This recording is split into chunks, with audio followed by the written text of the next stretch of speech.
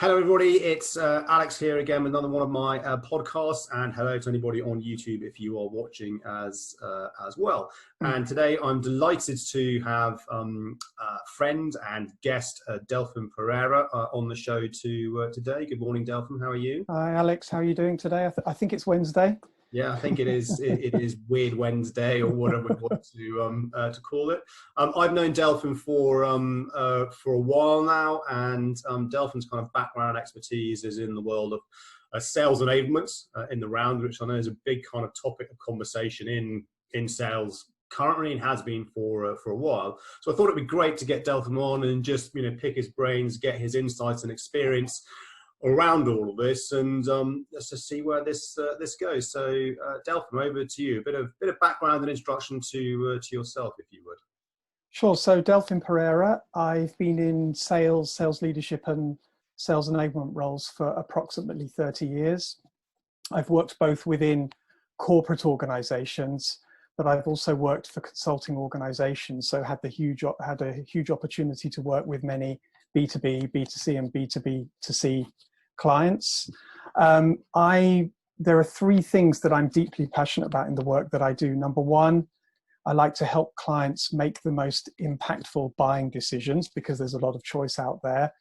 I love to coach and mentor sales leaders to inspire greater discretionary effort from their sales teams, having been a salesperson once myself. And I love to help sellers effectively differentiate and be relevant to the So we had a bit of an internet breakup there. What was that last bit you mentioned, the last point? So it's very much helping sellers. For me, sales is one of the toughest roles in the world. I've been a salesperson for many years myself. It's finding different ways to help sellers effectively differentiate and be relevant to their clients in a world of ever greater competition and commoditization. So those 3 points you've just raised, you kind of preempted my next question. Sure. Is that how you would describe what sales enablement is, or is there something more to it than those three points? So I think they are three of the very key components. I think you and I are both aware of a huge amount of research out there about why customers buy and why customers don't buy. Yeah. Research from organizations like CB Gartner, you'll know that clients are very often up to 2/3 of the way through the buying journey before, I'll use the word here, any meaningful interaction with a sales organization. So for example, clients can learn on their own because of the proliferation of digital information. Mm-hmm. So therefore, as an organization, you've got to be equipped to provide clients with some type of insight. If I'm a potential client and I can learn on my own, the last thing I need as a salesperson when I engage them to show up and tell me something I can find out on my own. So we very much talk about this concept of insight. And insight, when done well, is really an organizational capability. It's not an individual capability. It requires the support of sales leadership, marketing, product development, etc., and so on, because most organizations don't have differentiation as much as they like to think they do. Mm-hmm. There's also a lot of research out there that coaching is one of the most important sales leadership attributes. There are other key attributes, but the ability of sales leaders to coach their sales team, and this really interesting concept that I think will become more relevant with COVID, this concept that Gartner calls deal innovation, which is an interesting form of coaching where the manager doesn't know the answer, the seller doesn't know the answer, the client probably doesn't know the answer, but it's how do you innovate for the client? And then from a salesperson, I really do believe that there are a huge amount of skills, knowledge, behaviors, competencies, and processes you can teach salespeople. But for me, value is something that is client-centric. Mm-hmm. And for as long as you remain in the value zone as a salesperson, you should, in theory, be client-centric, and hopefully aligning your solution to what they care about the most. So so really insight, coaching, and and value for me are three of the, I would describe them as the key pillars. They're not the only pillars, but if you do those well, and they're at the core of any sales enablement strategy, you're not going to stray too far, too wrong, too quickly. And I think that's an interesting, concept or viewpoint there around the insights piece is actually an organizational piece. In order for it to truly work, the organization has to work as one to drive that insight. You can't just rely on marketing creating something, or you can't just rely on product creating something.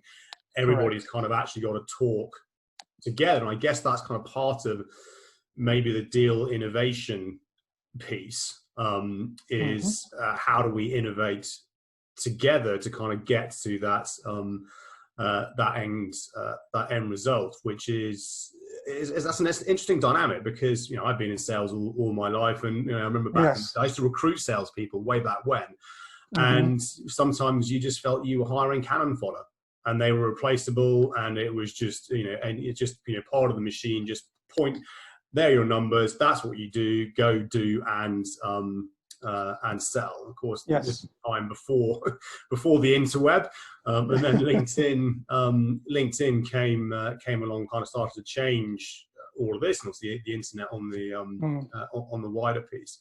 And then do you think in order to be successful in sales enablement, you have to have been in a sales role yourself because you then walk the walk? That's a really interesting question. I get asked that a lot. I think it's one of those and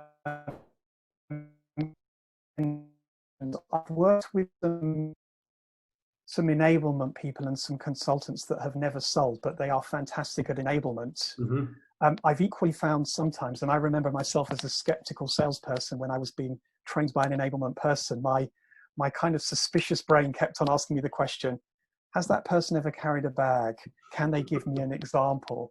So I've worked with both. I would say from personal experience, I think sometimes that question can be more relevant at the sales leadership level, because if you're in an enablement role and one of your key audiences to grow and develop is the sales leadership team, it's kind of quite hard to build that credibility if you haven't been in that role or demonstrated capability in that role, because they will probably quite rightly in many instances say, but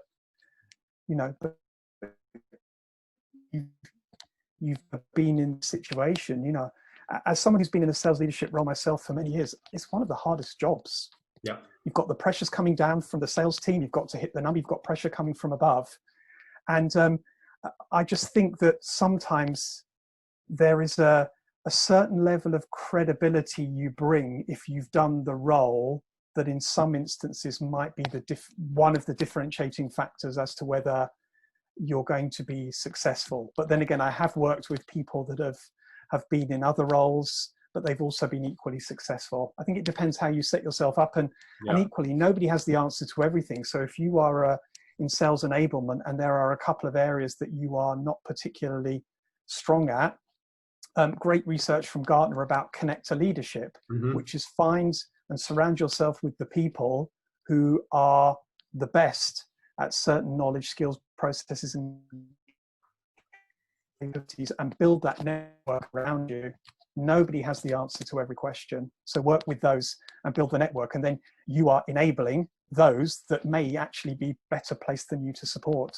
So kind of leave the ego at the door and do what's right. Yeah. I think that's a really interesting concept, and again, that's where technology can help kind of support that through Yammer, which I think now is morphed into Teams. You've got Slack, you've got other products like Profinder, not the LinkedIn Profinder, a company called Profinder ending in A, that kind of do all this, because it doesn't matter what your role is. In my PwC, huge organization, law firm of around 2,000 people, big, JLL, 50,000 people, but you always would go to the people you always go to, because they're the people that you can physically see them in the office, or you have to bump into them at the water cooler. Obviously, you can't do that at the moment. But the beauty with kind of these technology platforms is that you can then start to find knowledge in the company that you didn't even know existed from, it could be from the IT team, it could be you know, a personal assistant, it could be the chief exec in terms of knowledge to help. I guess it comes kind of full circle back to the deal innovation kind of piece, is kind of bringing in all that different knowledge and insights to think and do things differently. But then that requires, I've seen some debate at the moment as whether sales enablement should be centralized or decentralized around different thinking.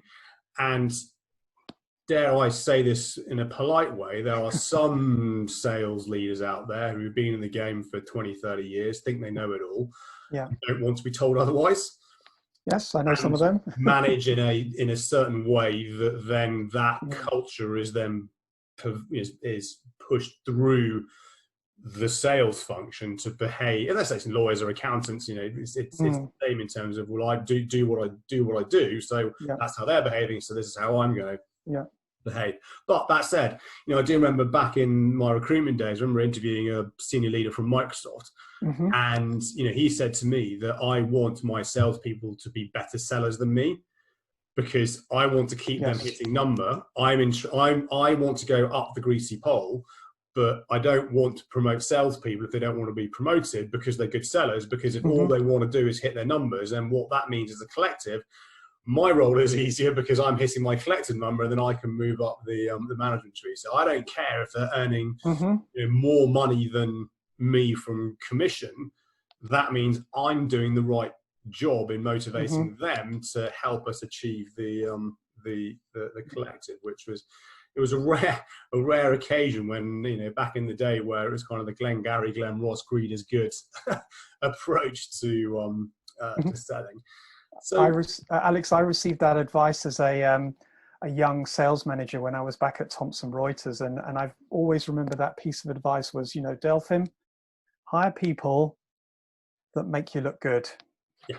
And at the time I was hiring salespeople, and it's actually to celebrate and embrace that, because when you are a sales leader, your role changes. In a sense, as an individual contributor, you spent a lot of time coaching the deal, you know, if you were leading with insights, etc., and so on.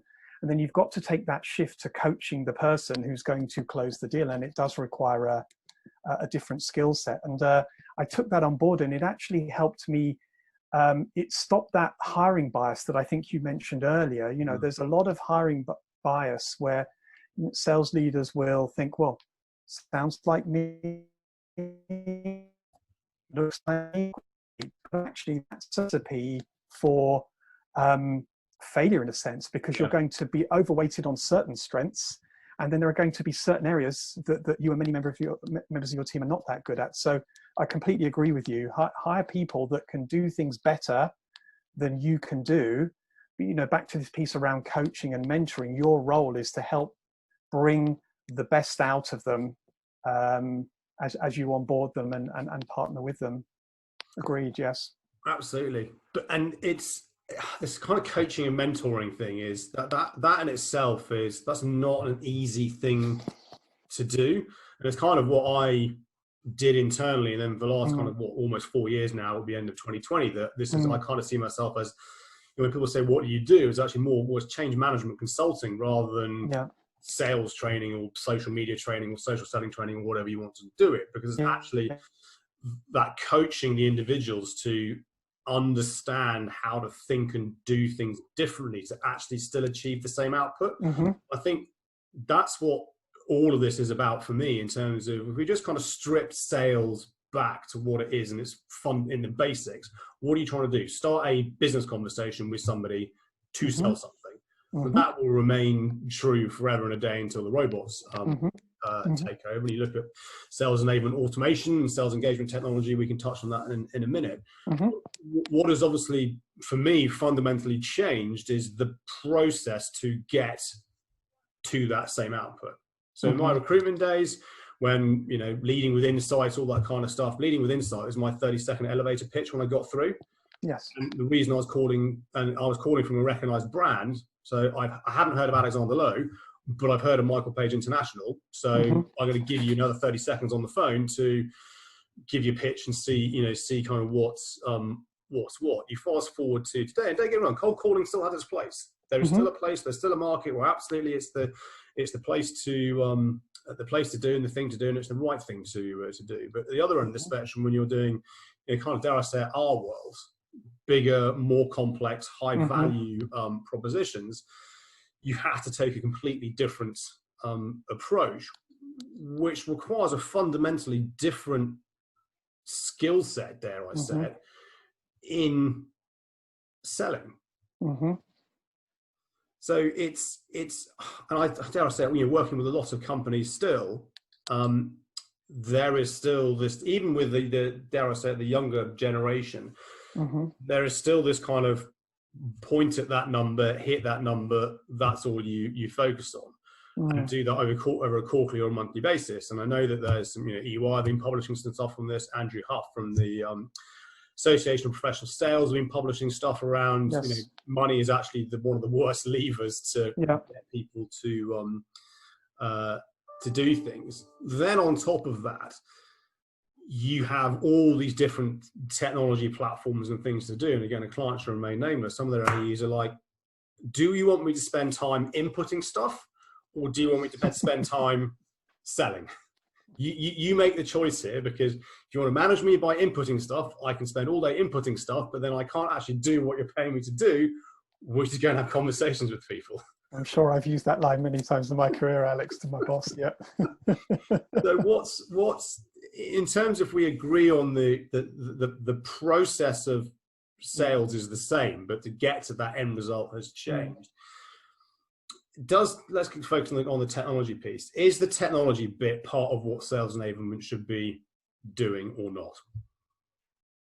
So technology platforms. So I'm thinking Outreach, Sales Loft, Sales Navigator, all these kind of add-ons to kind of the CRM system and the sales process.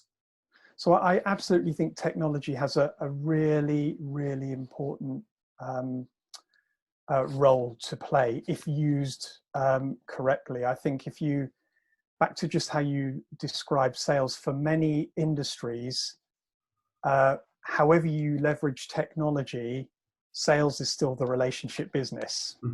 I think it's how you use technology. And I know you're a huge fan of LinkedIn Navigator and other forms of social selling. I listened to your webinar for APS, and you just have to look at some of the stats around how, if you leverage technology, you can actually generate better leads more quickly. In fact, I just prior to this call, I found a few data points I'm just going to read out to you that according to a recent report, 73% of sellers using social selling outperform their peers. And to use social selling, you're going to need some form of technology. 54% can track back social selling actions to at least one deal, and 11% close more than 5 deals. I think the interesting piece is you can use technology and such platforms to, let's say, get more quickly to the people that you want to have a conversation with. But I think, excuse me, got my earpiece. If you think back to our conversation earlier, if you're leveraging, let's say, LinkedIn Navigator or some other form of social selling, and you are being referred in, don't fall back into the, I'm here to tell you about my product and my service. Actually, connect back to that, give them art point of view. So technology will probably get you more quickly to the right people, and in many instances, most salespeople prefer a warm lead. Technology can help you identify a warm lead in the ways that you described in your webinar. Remember though, even where a lead might be warm, because the person that you've been referred to has been learning on their own through that buyer journey, they may have been learning in a way that's advantageous to you, depending upon your digital footprint, but they may have been learning in a way that's disadvantageous to you.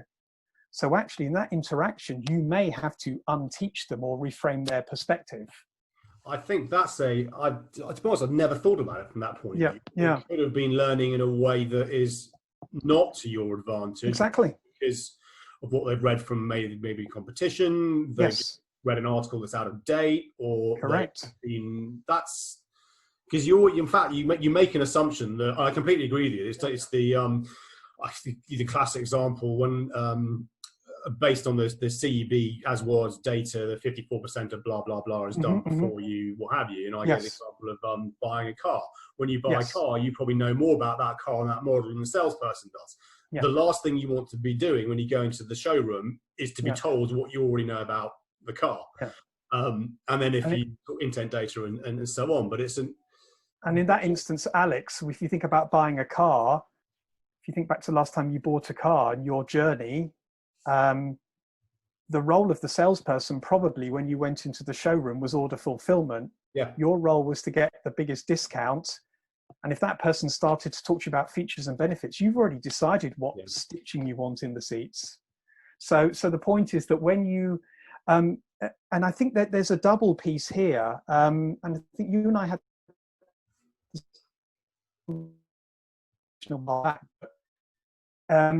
when you think about referrals, are you going to ask the contact to refer you, or are you going to equip that person to start the conversation on your behalf? Because they will, at that point, probably still have more credibility than you. So in a sense, it can't just be, oh, hey, this person, John at Microsoft, I'd like to have a chat with them. I think you need to partner with the person who's going to refer you in to start to shape that point of view. Because initially, well, actually, first of all, number one, that person is more likely to interest the person that you want to talk to. And secondly, they're more likely to shape it or start that process of unteaching.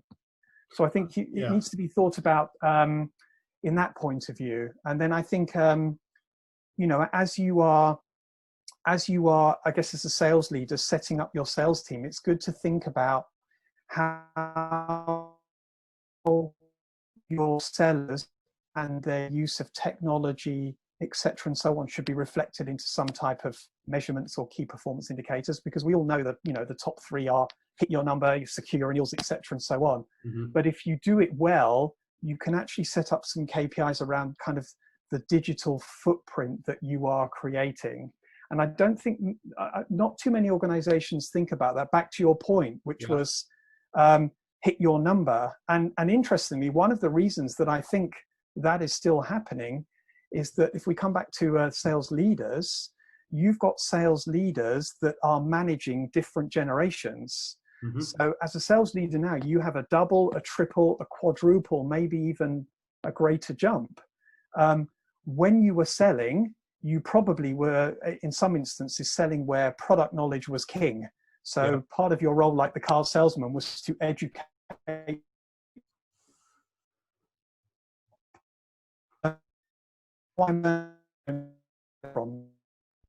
you're now likely, I think it's, I'm thinking back to Andy Huff's email, I think it was something like 48% of the workforce today are millennials. Now, I don't know what percentage of millennials are being managed by millennials, but, you know, because millennials have different preferences and bias and want education, etc., and so on. But if you're a manager and you move from kind of the product selling to the to leadership, your coaching style is likely to be, number one, a bit outdated, and number two, you don't actually understand the preferences. And I spoke to one of the first things I did when I moved into sales enablement was take an ICF coaching accreditation, because I knew it was going to be critical for me. And I remember asking my ICF coach, why is it so difficult for sales leaders to be good coaches? And I sort of asked the question and the room went silent, kind of waiting for the verdict and the judgment. And she said to me, I think it's because they are gifted in the art of persuasion, and it's one of the hardest skills to unlearn.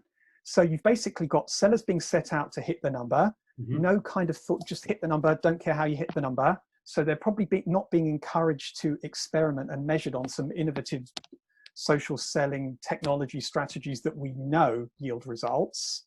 They haven't got the skills to coach them because they've never sold to this degree of complexity. And then you've now got the situation with this, you know, this piece around COVID, where a lot of sales managers were used to measuring productivity and were their salespeople doing all the right things. by patrolling up and down the office. And now they've suddenly we've all been moved into this digital world. How do you determine what good productivity looks to each other through a screen? And I know some sales managers that are really struggling with that, because they haven't got those physical cues, because that's how they grew up and that's how they were managed. And then you've got, clients, what do we do now? We've got this really interesting situation around COVID, and sales leaders, like salespeople, are all struggling with the same things. I've been furloughed. Am I going to lose my job? My clients, am I going to lose my clients? And we hear about these, we've got to be empathetic with our clients and all of these great things. But interestingly, a salesperson can walk into a very damaging situation unintentionally. And again, I still remain very fascinated with the Gartner research, having worked there for 5 years. But there's a school of thought that now says, and I believe I heard it on a couple of APS webinars, that probably the most damaging question you can possibly ask a client is, how can I help you? Because many won't know. And in the absence of not knowing, they will probably say, oh, can you extend my payment terms, or can you give me a discount? Yeah. And whilst you want to help them, that's probably not why you called. So back to this piece around insight, you need to be approaching them with, hey, it's a really tough situation at the moment. I've been thinking about how organizations like yourself are impacted, and I've got some thoughts and some ideas of how to possibly navigate out of this. So you kind of put that coach consultant hat on. Yeah. But again, there will be people within an organization. There'll be, some sales leaders that didn't grow up in the world of social selling and will struggle with this type of thing. That's why I think a lot of the great research that's put out there by the APS and yourself and your colleagues at DLA, it actually helps organizations to rethink what the parameters of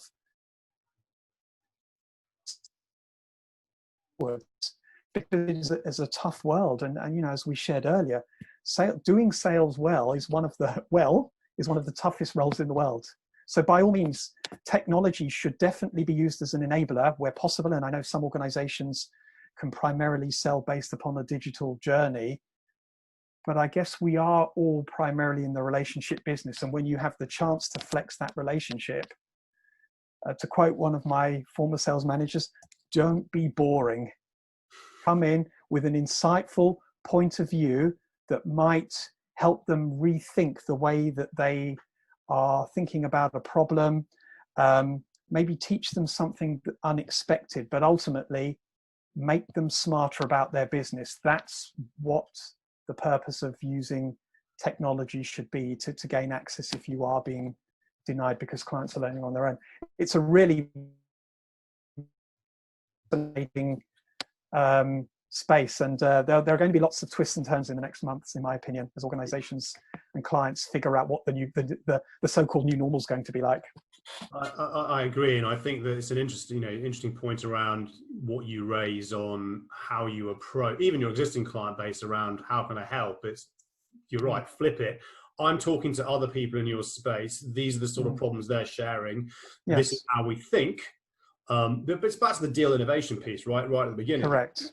Why don't we collaborate on this? Why don't we work through this together? And I read a brilliant book called Getting Naked by Patrick Lencioni.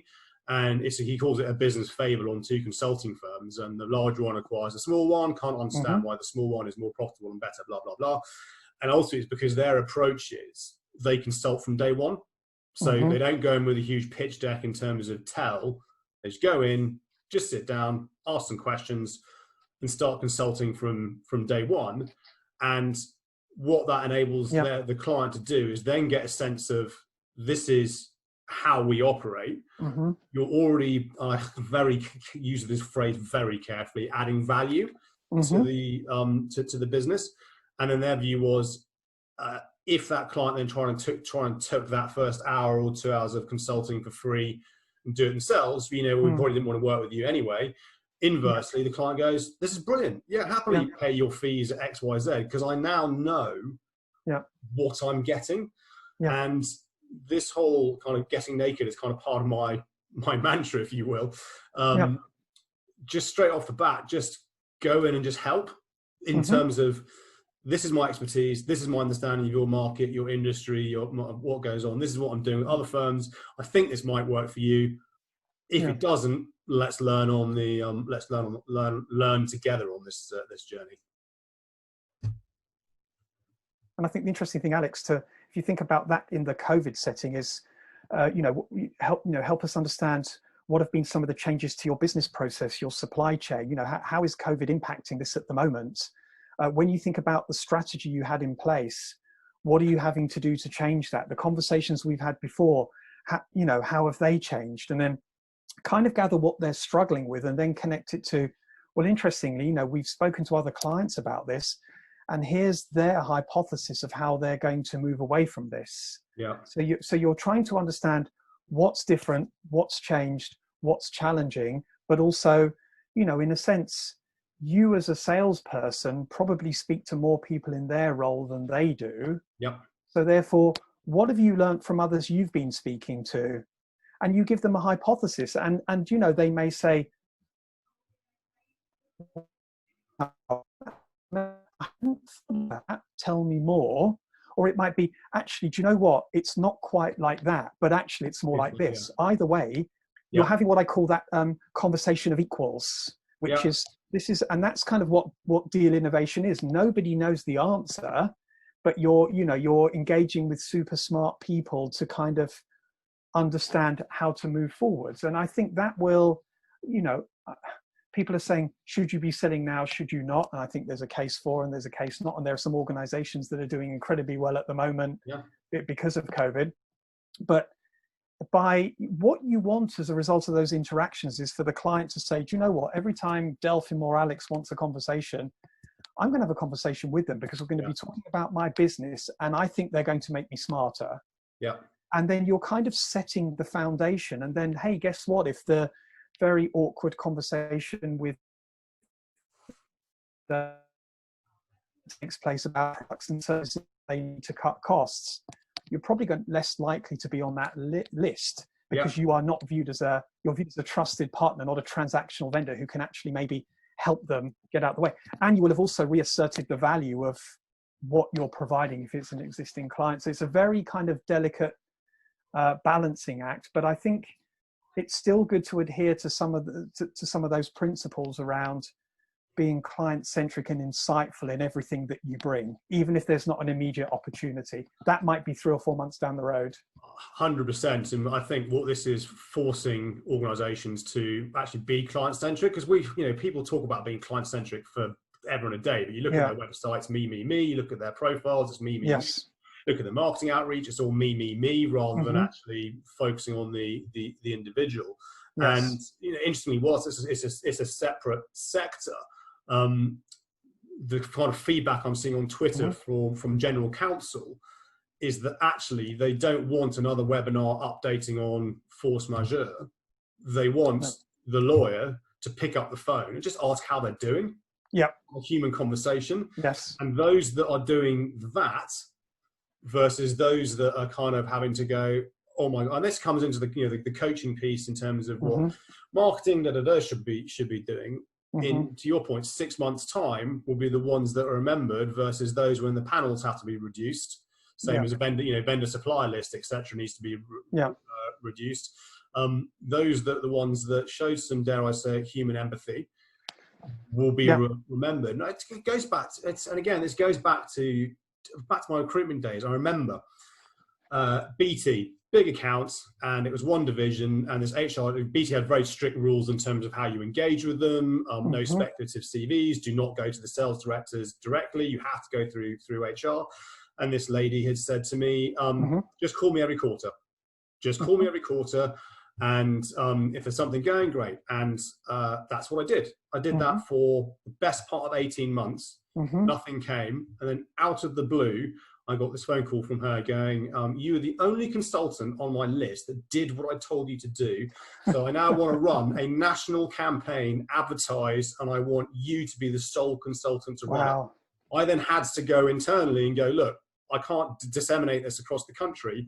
She only wants me to run it. And that led me to basically break the quarter in Michael Page International for sales, because what did I do? I just did what the client told me to do. And it was a waiting game, but the waiting game paid, paid huge dividends in the in the end. So and I think it's very research about how to help clients navigate through COVID prospects and also our own internal teams. And you're absolutely right. Empathy is really important. For me, I think empathy and humility and authenticity, I think, are really important. And I think if you add that back to what we've just described with a point of view that's designed to help the client, I think you're likely to be having more problem-solving conversations. And from their point of view, just as you described with your example, you're going to be viewed as somebody that becomes an extension of their kind of decision-making team or their decision-making process. Yeah. If you are genuinely focused upon them, you've kind of built that trust versus, how are things, what can I do for you? Which, in the right setting might be the right things to do. Clients just the different type of insight at the moment, and it's less about long-term strategic insight, which is what a lot of people have been selling with multi-year solutions. It's about how am I going to navigate through the next 1 to 2 months. So a lot of strategic insight a lot of insight that would have been viewed as tactical is now being viewed as strategic because of the situation a lot of clients are in. Makes sense. Awesome. We've had a few pops and crackles with the internet connection, but I think we've been all right. That's been a fascinating. I think you and I could talk about this topic for certainly could forever and a day. Where can people find you, connect with you? Anybody that's listening to this, watching this, they find out how you can help them in their sales enablement journey. Where's the best place? Sure. So probably connect with me on LinkedIn. Perfect. I'm pretty visible, pretty available. Have a chat. I can support with I can support myself through my own limited organization, but I work also with other organizations like yourself with the APS, so I have a large network. Back to this piece around connector. If I don't have the answers, I partner with organizations and super smart people that do have the answers. Okay, awesome. I'll put the link to your LinkedIn profile in the YouTube video and on the podcast. But Delfim, as always, it's a pleasure. I really enjoy talking with you and learning new things. I'm going to stick with me in terms of just have that in the back of your mind. They may have learned in a way that's disadvantageous to you rather than advantageous, and you may need to unteach the hypothesizing around. Well, this is what other clients have said. Do you think this, to help kind of lead and guide the conversation? I think for me, those kind of 2 points really stood out. Everyone, as always, thank you for tuning in. Really appreciate the support. If you want to be on the podcast, you know what to do. Just hit me up, find me on whatever platform. Mention this if you're reaching out to Delfim, but otherwise, Delfim, thank you very much. Thank you for the time, Alex. Always a pleasure, and really enjoy partnering and working with you, and love listening to you when the kind of the roles are reversed, as Brilliant. I have done on many occasions. I appreciate it. And everybody, I will see you next week with another guest. But until now, stay safe, keep well. Thank you.